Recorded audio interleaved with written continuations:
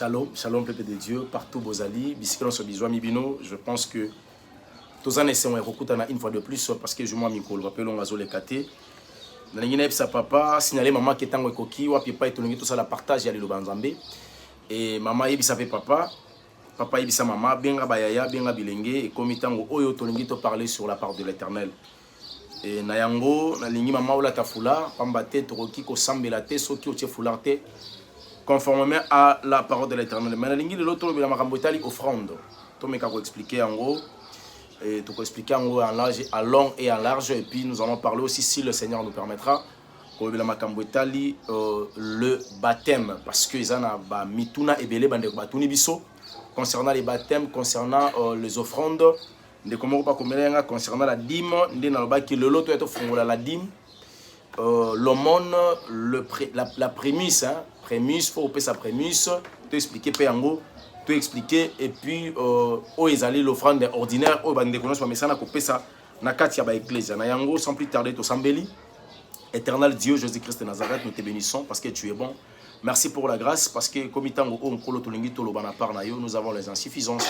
Voilà pourquoi les chers Saint-Esprit nous demandons ta présence, que tu débites, achemines et pourquoi pas déconclure. Par le nom de Jésus-Christ de Nazareth, nous avons su prier. Amen.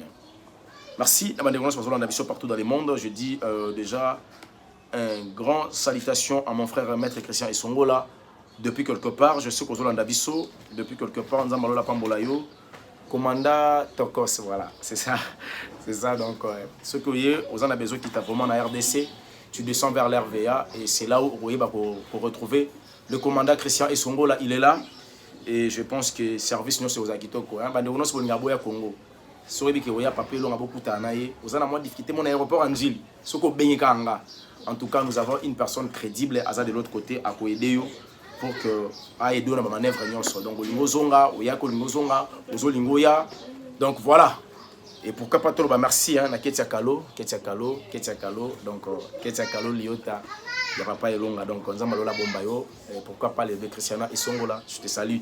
Partout au Bozali, nous avons la Salabino Bolamou. Sans plus tarder, la Lingi Bandekonanga, Tomeka Kozwa, l'Ikambo Italie, d'abord la dîme. Il y a beaucoup de personnes qui ont mis ma question, mais papa est longa. Dîme en actualité, il y a beaucoup des hommes de Dieu. Balobi dîme en actualité parce que la dîme est bandaki ko pesa mana époque il y a loi. Nous sommes au temps de la grâce, donc on ne peut plus payer la dîme. Pourquoi? Parce que Bible ezali kolobake et sengeli na motote a pesa avec obligation, moto a pesa lo lenge oyo et sengeli na posa ya motema na ye. Naké ko se référer dans ma commune en Zambie, la 2 Corinthiens chapitre 9 verset 7. 2 Corinthiens chapitre 9 verset 7, Bible le Bible. Que chacun donne comme il a résolu dans son cœur, sans tristesse ni contrainte, car Dieu aime celui qui donne avec joie. Moto esengeli apesa lolenge abongisi na motema na ye. Na epeseli na ye ayo capacité. Ayoka mawate po nzamba sepelaka na moto apesaka na esengo nyonso. Alléluia. Ndeko soko kuti na kati ya église na bino basengaka bato bapesaka ba offrande oyo ezali ba offrande benga offrande à Isaac. Pesa offrande à Isaac, ça signifie l'offrande eza ko suwa yo. Offrande zo pesa yo motema pasi. Soko kuti église ba osenga genre offrande wana ko pesa te. On ne donne pas à Dieu avec beaucoup d'amertume. On ne donne pas à Dieu pendant que aux années se moquent sate. Il faut que ça n'ambe ndenge oyoyo obongisi na motema na yo et puis ne sengo nyonso. Pourquoi sengelo pesa na esengo? Parce que ce qu'on pesa na esengo na retour nzamba ozongisi la yo. Bien aimé. Offrande roki ko pesa na esengo ezasko offrande nini? Que chacun donne à Dieu, Bible est claire. Que chacun donne comme il a résolu à son cœur. Sans tristesse ni contrainte, car Dieu aime celui qui donne avec joie. Tant que vous allez ko pesa, ba pesa kanzambe kaka pa pasteur te. Ba pesa kanzambe kaka te na ecclesia. Okokipe ko pesa nzambe mena lolenge mususu. Alléluia. Nabandi. Quand la personne a quelqu'un les orphelins, Toujours livre à Jacques.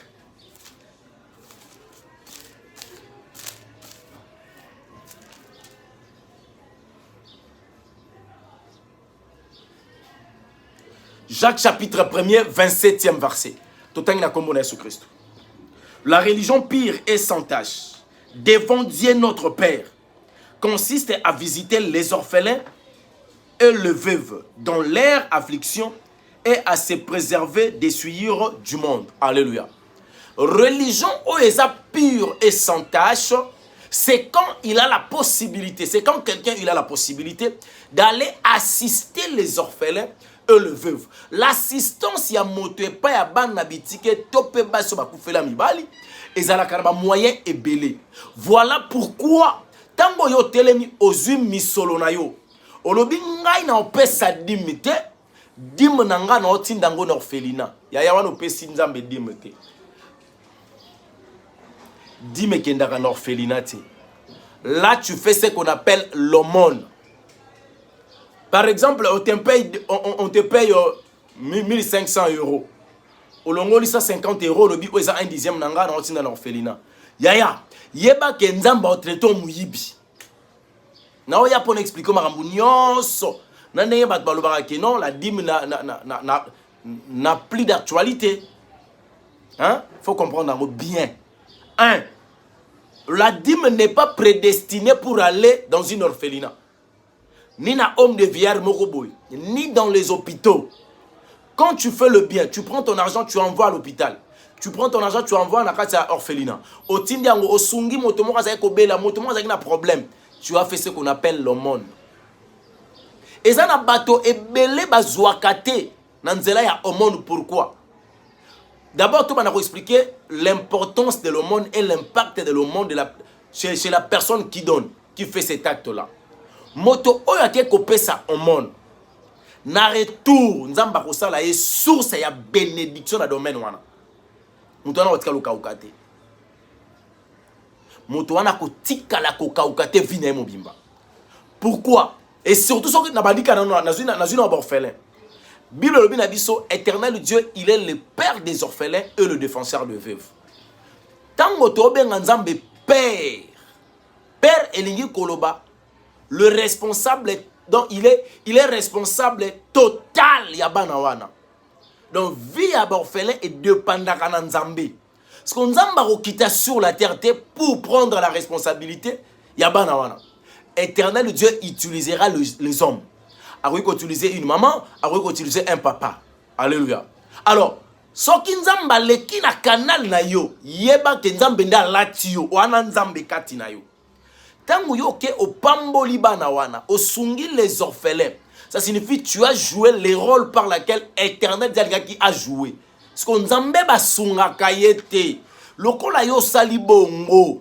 Nzamba ko sala ke yo ozalaka nango ba million na ba million po akobanda koleka na nzela na yo po bana wana bazangate. Eloko ali boso na kati ya hormone. Impact na yango okotika la kokaukate. Difficulté nyonso les orphelins balinga ki ba traverser. Yo ye o permettre te ba traverser la difficulté wana. Soki ozana bana yeba yango bana na yo ba kotika la ka koleka na ba tragédie ote ba orphelin balinga ki ba leka nango. Soki bana bazala ki malade et que mbongo wana sungi bango na kisi obengani malade na kati ndako na yo. Ozwi mbongo nzamba opambo na mbongo et puis alongoli maladie. Dans tous les domaines de la vie. Donc soki opesi bana ba orphelin nzambe likambo nyake comme difficulté nyake comme la bana wana nzamba kolongola yango à travers bozwina yo sko bana na yo ba kobika bolamu et puis nzamba kosala ke yo ofuluka kaka ozangate. Mais soki oke kopesa ba orphelin na idée que na pesa bango ponzamba zongiselanga boye wana oke ko defisa nzambe ozo kabela ba orphelin na bolingote o pesa avec joie te. Mais ozo pesa avec intérêt. Or, moto oyo azo kababiloka kolia po atondi amokabite. Elingi koloba soka tonda kitanga kabate. Mokabia solo aliaka na moto avant même ayeba soka kotonda tote. Mokabi oyo azo kabela mingi moto akoki ko kabela ye se kazo kabela ete mazo defisa ye. po ayebi ke soki na zangi na yepa moto akozongiselanga. Mais soki ko kabela moto oyo oza ko s'attendre même pas na merci pas na ye. Oza nango pe besoin te ton problème d'accomplir le devoir. Okosutuka bola monzambe ko ganga na vie na yo. Et ane belé ya bato ba na problème mabota. Bazo kende na ba orphelinat. Mais ba okende na idée nini. To kende ta ko pesa ba orphelin tango mosusu nzamba ko pesa biso mwana. Te ko pesa orphelin te pose la mwana. Eza lokoloke ko somba mwana na orphelinat. Te. Yo sunga ba orphelin parce que au monde ngo charge na yo. On comprend que même si au botité, mais Dieu t'a donné les enfants, banango baza quelque part dans une condition très compliquée. Alors lokolo zana bonkili, ozana bomoy, tu prends une décision à rokende ko assister banana pe ko sunga bango. Le fait tu le fais. Ozo salanga avec amour, sans causer la intérêt moko to pe retour moko quelque part. Noko mona automatiquement makaboko sa mana vie na yo. Na yete so ki bozo comprendre nga. Et ana batebele ba sungi ba orphelin. Mais na souka nango et ana loko moko te zongi loko a résultat positif. Il commence à se poser des questions mais orphelin on peut to pesi. To pesi ba pasteur ba escroquer biso. To comme continuer na orphelinat mais situation vient ozo changer te. Ce qu'on a que ko pesa na orphelinat pour situation vient changer te. Il faut mi mona parent ya bana wana. Responsable ya bana wana. Olobake na tokaka na bimaka na 4 heures na kei koluka na zongaka na 20 heures. Mais le pain que le Seigneur me donne, ndenge makomi na nzambe lobi tu mangeras la sueur de ton front. Na sueur na ngai na suturer quelque chose. Nazo sunga pe ba orphelin quelque part po bango bakoki kozanga te ndenge nga na zangite, bakoki kokela te ndenge nga na kelelite. Nga na zui makasi ya kosala bango bakomino na ngonga kosala te seke senge na sunga bango. Soko zo sala ngo na intention wana, o sala ngo na bolingo, na oloba na yo okosatendre te ndenge nini lole ko fungwa melela yo. Mais soko zo kende ko pesa ba orphelin, po soka ta na pesi na nuboy, ndenzamba ko salela nga boy. Attention. Oko risque o mena ko sala bola mwana, mais résultat bola mwana ekoyate. Pourquoi? Parce que le problème ne dépend pas de l'acte aux opposés, mais le problème dépend de l'intention et l'acte aux opposés.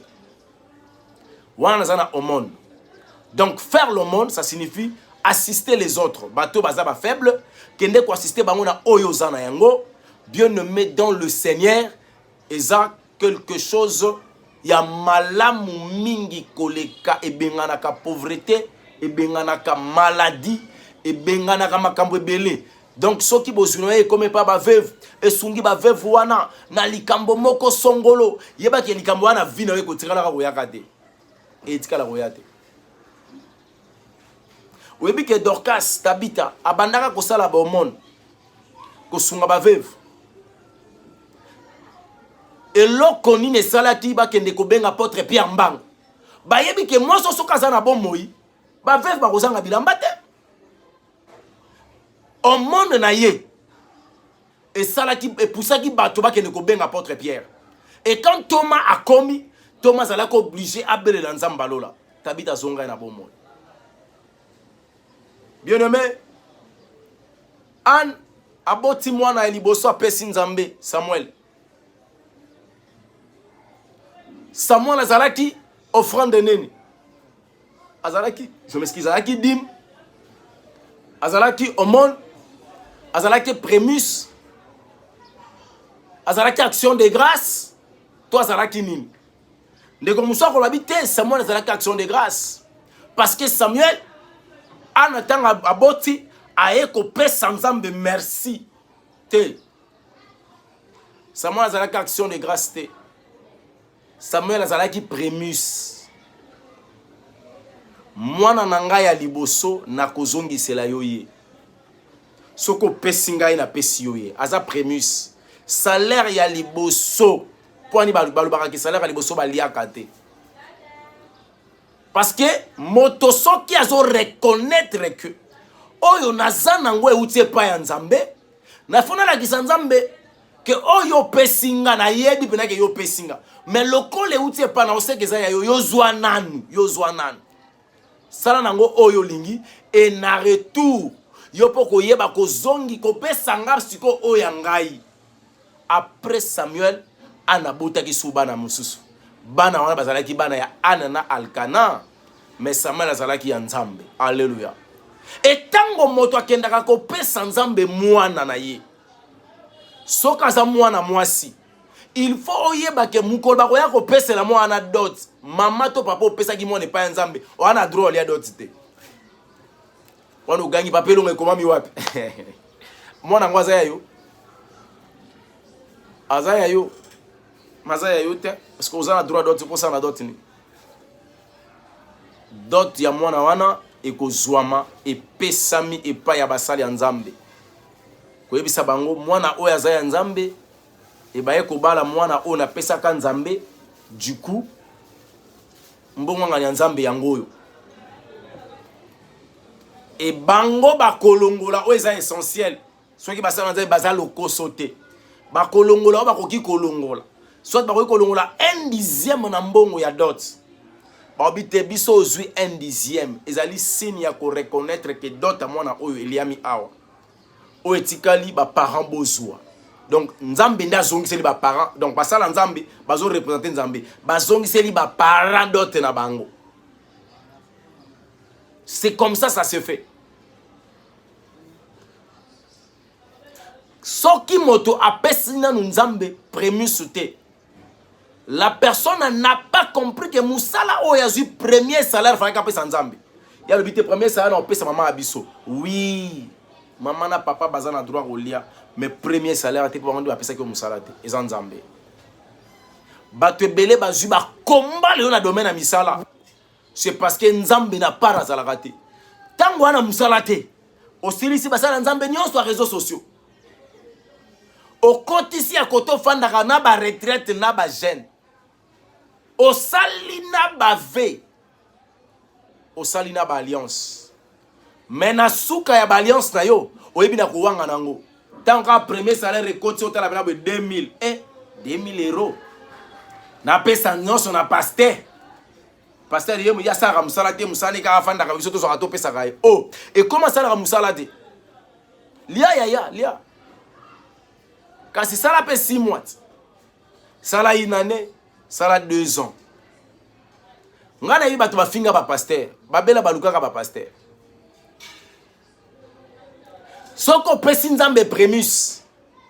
Et lokwa liboso foko yeba ozui garantie na domaine wana. Eza garantie mobimba. E kende na maboko ya mosala Nzambe ya solo. Parce que ça n'a pas bateau ba mibenga basala Nzambe ba basala Satan. Et le Seigneur doit te convaincre. Nzambe penande yemo konde penana donc il a ki bon Nzambe na ye. Ako convaincre yo siko ko pesa. Kolongola ta 50 francs au kata na te ata 1 euro te. Kende pesa Nzambe. 1 dollar te kolongola te pesa Nzambe. Salaire nanga nyonso yango. Mosala Nzamba sambeli. Malobo ya koloba yango ko bika na domaine professionnel na musala na wana. Soko kolonga musala na okende musala mususu na grade mususu. On a pesa bino et aba lignée na ba principe ya réussite na domaine oyo. Yaya, tu ne peux jamais gagner quelque chose de la part d'une spiritualité sans pourtant osala ba sacrifice pour la spiritualité wana. Le kuta dans la spiritualité, que ce soit positif ou négatif, la gratuité n'existe pas. Je vous dis ce qui est vrai. Et pas yabanganga oko sacrifier ta soso. Makile tanga pour bamba lingaka mingi makila. Prémus et ça na impact, ya garantie ko assurer mon sala motazo sala. Okoki ko pesa Nzambe mwana no liboso ozwi garantie ya bano batikali okobota bana no bakozwa kindoki te bana bakobela kate soki ba décider bana mike babela ya yo akobela te ba décider ko bebisa bana ya yo akobeba te ba décider ko sacrifier bana ya yo akozala sacrifier te parce que libu muno eza na garantie semence no mobali ya na garantie ezelo ko batebele ba éviter pas salité, faut tiper à batoté, faut te biso ba te toté yangote. Nalobaki dim epesamaka na orphelinat te, dim epesamaka na hôpital te. Pourquoi? Parce que Malachie chapitre 3 verset 10 et lobi na biso, apportez dans la maison du trésor toutes vos dîmes pour qu'il y ait de la nourriture dans ma maison. Alléluia. Apportez dans la maison du trésor toutes les dîmes et les offrandes pour qu'il y ait de la nourriture dans ma maison. Ndako ya Nzambe nde eza esika o moto ayambaka ba dîme. Et dîme Nzambe apesaka yango, Nzambe permetaka moto apesa dîme epa ya moto nini, epa ya moto oyo ateyaka o sango malamu. Oza convaincu na enseignement na ye, oza ko croître na yango, ozali ko comprendre le chemin de la vie à travers cet homme-là. Yende moto wana za ko mériter ko zwa dîme. Dîme wana ezate po kende ko bokola mwasi na bana, il faut acta yango na misala Nzambe. Basala Nzambe bazana ye ba bénéficiera de quelque chose. Tant besoin que pour que la maison du trésor ezanga bilei te, bato bakolia bilei wana ezali ba serviteur. Ndeko moka lo bezana dîme. O bibelo bisoki nazana oza longola dîme na yo, kende na ngona temple, somba liqueur forte. Lia mela dîme wana tangu yoke osui yango. Nazaka wana na explique na muke na tunoka mutu na ndeko. Nzamba zui pari wapi? Tangu yo moko osui dîme no lie. Para Nzambe zani. Para Nzambe zani. Problème ezali, quelle est la part de Dieu dans ce que tu fais? Nzamba za depuis Ancienne Alliance, Tilelo, éternel Dieu, il a été toujours représenté par un homme ou par des hommes. Nzamba za kana nzela aleka. Nzamba aleka na nzela ba Moïse, aleka na nzela ba Samuel, aleka na nzela ba Eli, aleka. Donc Nzamba aleka kana na sima moto. Pour mon Nzamba faut leka na sima moto moko boye. Même Jésus, quand il a porté le corps, quand lui-même Dieu, il a porté le corps, à l'obi ango mokote akomona tata soka leki na ngai te. Na yebi te soko comprendre. Alors Nzambe ana posa ya dim na kati ya maison du trésor, il faut pesa ngwe pa mosa Nzambe. Et ça que yo moko kende, o misombeli viande au lieu, o meli liqueur forte te wana te. O dim mais faut ba lewi, papa. Mosala obiso osala ya kotanga makomi na Nzambe. Ya kosambela kapona babeli bazobika. Ya kosambela kapona bato. Ya yeso ba pesio yango. Boza na raison ko ba parce que au kanisela kabiso musala ou ba calcul humain. O comprendre ka somme na grandeur na ngote na gravité na ngote sur le plan spirituel. Soko ba retour obiso to zwaka. Biso na bana na biso na basi na biso. Ya ta musu bolo ba te. Ta musu bolo ba te. La dîme importance nango eza nini. Tope impact nango. Malachie chapitre 3 verset 10 au 11e. Yo muto pesa ka dîme te oza moyibi. Tala muto me lobane moyibi. Frère, yebisa mère. Maman oza moyibi. Maman ndi moza moyibi. Osala te, osala. On a dit papier longo yo. Ah! Malachie chapitre 3. Na bandia partie à 7e, dans souka na 11. Yoka. Depuis le temps de vos pères, vous vous êtes écartés de mes ordonnances. Vous ne les avez point observées. Revenez à moi et je reviendrai à vous. Dieu l'Éternel des armées. Et vous dites, en quoi t'avons-nous revenir? Un homme trompe-t-il Dieu? Montawi koko sanzambe. Car vous me trompez et vous dites, en quoi t'avons-nous trompé? Donc, dans les dîmes et les offrandes. Voilà Nzamba répondre. Vous êtes frappés par la malédiction. Et vous me trompez la maison tout entière. 10. Apportez à la maison du trésor toutes les dîmes, afin qu'il y ait de la nourriture dans ma maison. yoka parti oyo Bible tolo ça ce impact ya Bible yoka et bandia.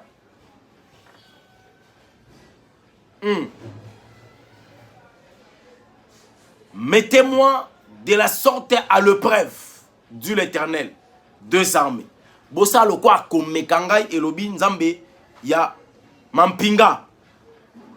Et vous verrez si je n'ouvrirai point, je n'ouvrirai pas pour vous les écluses du ciel, si je ne répands pas sur vous la bénédiction en abondance.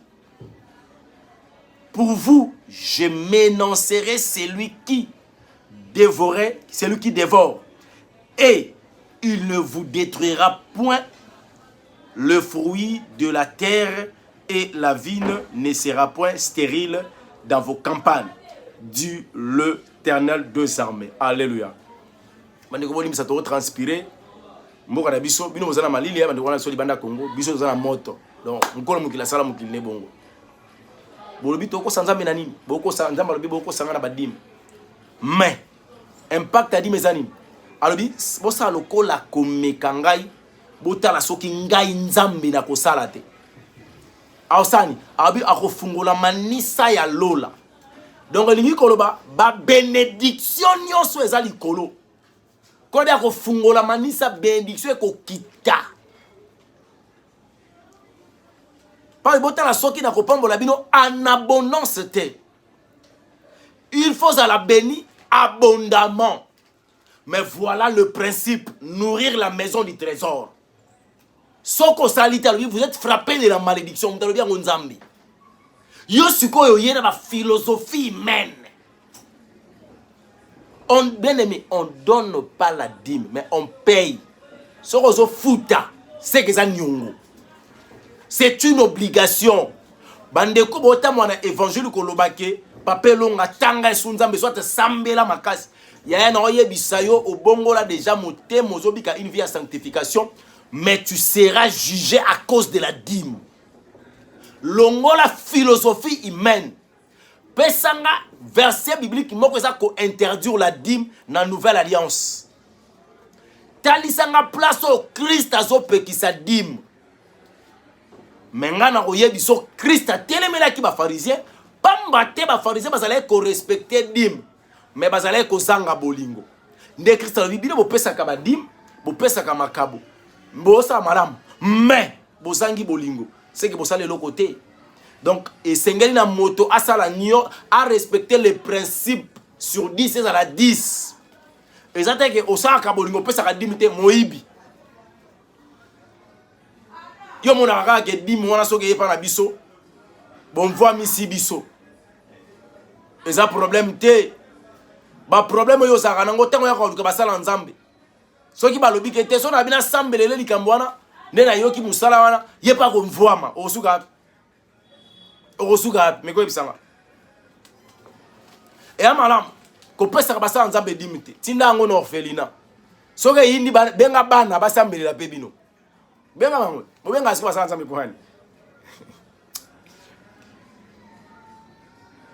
Je connais une sœur Epsinga lobi papa pardon un pasteur Epsinga bi papa nana bande komoko na sambelela ka bango so bana ba problème mais soki bazui ba dim bana pasteur no bagenda kotika na bise ko sambelela bango te ko sambela te pasteur azolia dim ndaza na droit ko sambela pona bango parce que yenda zali ko représenter nzambe na vie na bango maloba ne ko za impact ya yo ezate ko sambela te c'est au bénéficier lo sambo ya monsieur X au pesi offrande to dim pas moto mosusu atayo moko c'est pour nous général pasteur na wana te.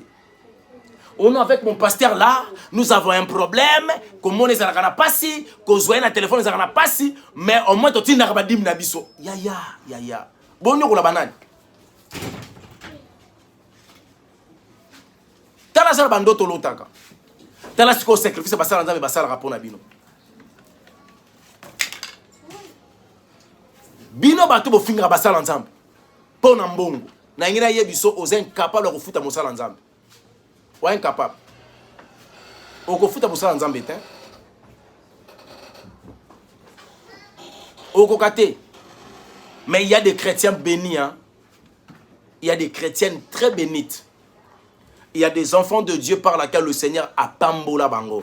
Et puis bazonga asimate pour na musala nzambe.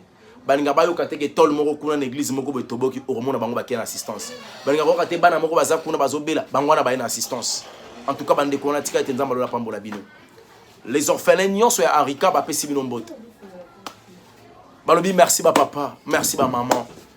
Cette fois-ci va comprendre que bozali bozali parce que mbela na lola kana bino ya bango yoka na kepa na bino et puis okanga ki maboko te. Bande ko nyonso ba pamboli bana ya ba mama ba papa en tout cas nzamba lola zongi sa ya mingi. Boyende zalaka et le sambo nanga lokola nganga nzambe pona bolamu bosali na bana wana.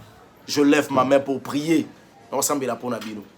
Éternel Dieu, Jésus-Christ de Nazareth, le Père des orphelins et le défenseur de veuves. Seigneur, na yeko tele malokola nganga nzambe pe ko fungola manisa ya lola pona libota oyo. Nkolo lobi honoraka bao ba honoraka yo. Vaut mieux l'obéissance que le sacrifice. Bandeko ba sala sacrifice na obéissance. Nkolo le résultat biloko eganga na vie na bango. Basala qui sacrifice ba pimela ki mabota na bango. Ba se priva qui ba besoin na bango. Pour pas qu'il ne nourrir ba veuve moko quelque part. Pour pas qu'il ne nourrir ba sala nzambe moko quelque part. Pour pas qu'il ne nourrir ba orphelin moko quelque part. Tika ete lola kolo Yesu et pesa mela bango. Père, olobi na biso que tu es derrière les paroles de tes serviteurs pour le faire accomplir. Tika ete malobo na zolo ba elata nzoto na bandeko nyonso nkolo. Obazo continuer ko sala bolam. Bolam nzambe ganga likolo na bango. Mosika na bango malade, mosika na bango humiliation, mosika na bango confusion, mosika na bango échec, mosika na bango limitation. Na déclarer la longévité, na déclarer la santé, na déclarer la paix, na déclarer la joie, na déclarer la restauration, na déclarer Père éternel grand Dieu, vina bango e bikabola munayo. Mosika na bango nkolo Yesu. Elamba ya mwinda, liboso ya vina bango zala guide. Nasi mazala protecteur. Kolo oya kotele malokola e baka. Pona ko peki sanzela na bango kende musika. Ba yeneso ba kotele malokola barrière. Kolo ba se transformer na escalier. Afin que ce peuple ba mata. Ba comme vers l'excellence. Na déclarer le kola mosal. Na déclarer le kola nganzambe. Avec l'autorité spirituelle que tu m'as donnée. Seigneur. Malobo na lobi ezala scellé par ton sang. Par le nom de Jésus-Christ de Nazareth. J'ai ainsi prié. Amen. Bien-aimé, Fagina Sambela pour Nabino. Fagina Sambela. Fagina Sambela, c'est important. Yo mutolandi lo sambo, olandi mate ya oyo. Tika ite nzamba salo bolam. L'action de grâce, c'est quand quelqu'un a bénéficiaire de quelque chose de Dieu, alors il a témoigner. Mais témoignage, c'est-à-dire accompagné de quelque chose. Et c'est un akambongote. Et c'est un ambongote. Maman pate karandunda esenga peka mbongo te polongo la dim okolongo la pendunda opesi 1/10. Ndeko pate ka gelamba ko pe kolongo le lamba opesi 1/10. Ezala ka mbongo te mais lokola biso zo sala mbongo parce que mbongo ezali au centre ya ba besoin ya biso bato ndo monito senga mbongo. Tika ete nzamba lola apambola bino tokutani mbala ya sima à la prochaine. Bye bye.